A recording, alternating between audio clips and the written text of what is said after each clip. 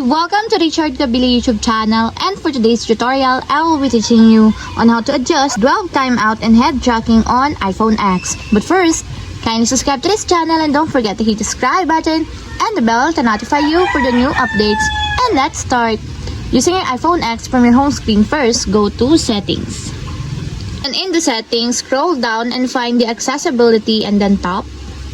Then in the accessibility, scroll down again and go to physical and motor section and then tap the switch control.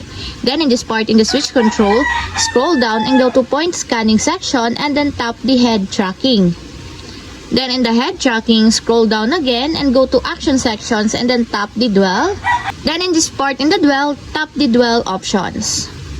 Then after that, in the dwell options, go to dwell timeout, and as you will see, there's an adjust button that you can adjust to increase the time per seconds of your dwell timeout. And if you want to increase the dwell timeout per second, just tap the positive sign located on the right side, just like this. And if you want to lessen or decrease the dwell timeout per second, just tap the negative sign located on the left side, just like this. And that's it, we have successfully adjusted dwell timeout and head tracking on iPhone X. If you have a question, kindly comment down below and don't forget to hit the subscribe button and the bell to notify you for the new updates. And thank you for watching!